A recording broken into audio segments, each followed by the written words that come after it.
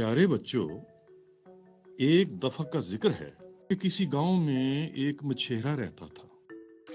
मछली के शिकार के अलावा उसका और कोई रोजगार या मसरूफियत नहीं थी। वो फारिग वक्त में अपने घर पर ही रहता, बड़ा साबिर व शाकिर अपने काम में मगन रहता। तनात पसंदी का ये आलम था कि जब तक पहली शिकार की हुई मछली खत्म ना हो जाती तो दूसरी का शिकार न करता। बच्चों, एक रोज मछेरे की बीवी अपने शोहर की शिकार करदा मछली की छील काट कर रही थी कि उसने एक हैरान कुन मंजर देखा। भला क्या? उसने देखा कि मछली के पेट में एक नहायत चमकदार मोती है। वो दंग रह गई और हैरत के आलम में अपने शोहर को पुकारने लगी। सरताज, सरताज, जल्दी आओ, देखो मुझे क्या मिला है। क्यों शोर मचा रखा है? आखिर कौन सा ऐसा खजाना मिल गया है? ये देखो कितना खूबसूरत मोती है। ये क्या, इतना चमकदार मोती कहाँ से मिला ये? मछली के पेट से। हैं?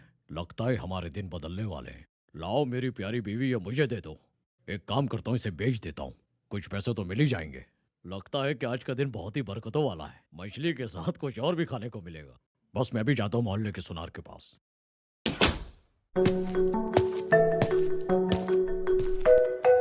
भाई अस्सलाम वालेकुम सेठ साहब।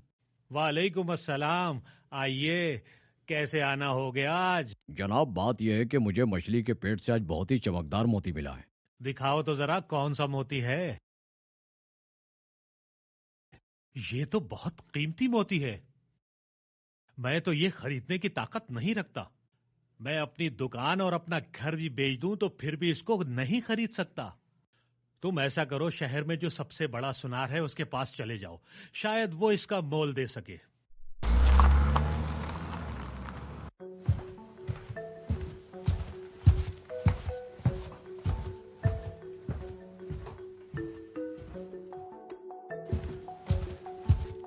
सेठ साहब, मुझे ये मोती बेचना है। कौन सा मोती? जी, ये मोती। वाह, इतना कीमती मोती! बाखुदा मेरी इतनी हैसियत नहीं कि मैं इसे खरीद सकूं। अलबत्ता एक हल है। वो क्या है? वो ये कि तुम शहर के सबसे बड़े हीरो के सौदागर के पास चले जाओ, शायद वो इसे खरीद ले। बहुत शुक्रिया सेठ साहब आपका। अच्छा, मैं चलता हूँ।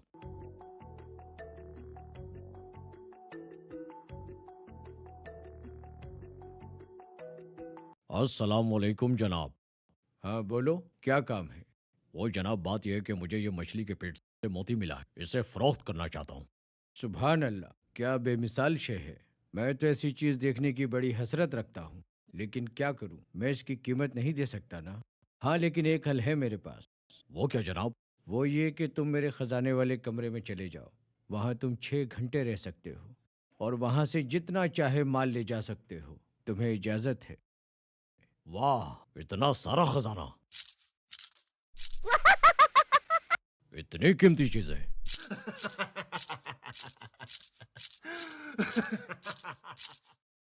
इतने मजे मजे के खाने भी। भाई, मैं तो पहले कुछ खाऊंगा, अभी बहुत वक्त पड़ा।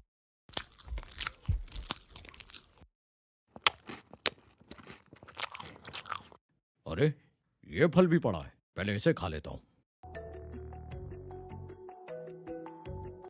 सुभान अल्लाह, इतना खूबसूरत कमरा और उतना ही उम्दा बिस्तर। भाई, मैं तो कुछ देर आराम करूंगा। माल इकट्ठा करने के लिए तो 2-3 घंटे बहुत हैं। प्यारे बच्चों, मछेरा अच्छे अच्छे और मजेदार खाने खा के लंबी तान के सो गया। ऐसी गहरी नींद सोया कि वो तरह तरह के सुहाने ख्वाब देखने लगा।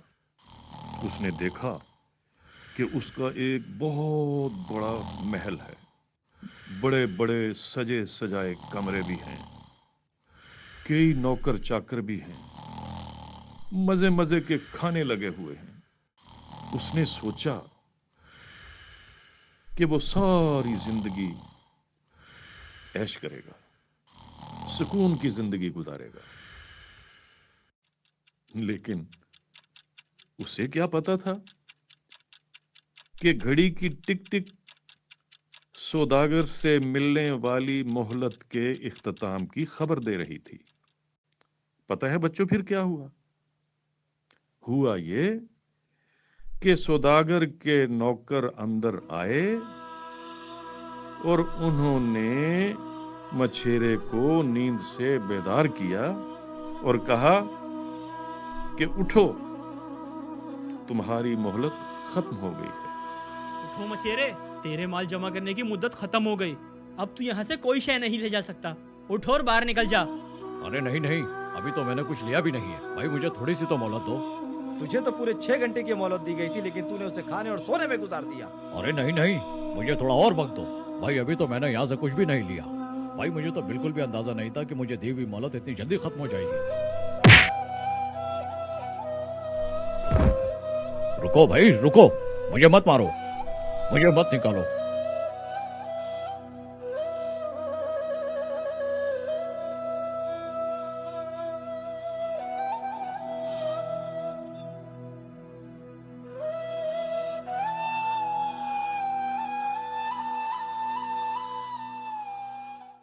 प्यारे बच्चों, इस कहानी से हमें यह सबक मिलता है कि वक्त सबसे कीमती मोती है।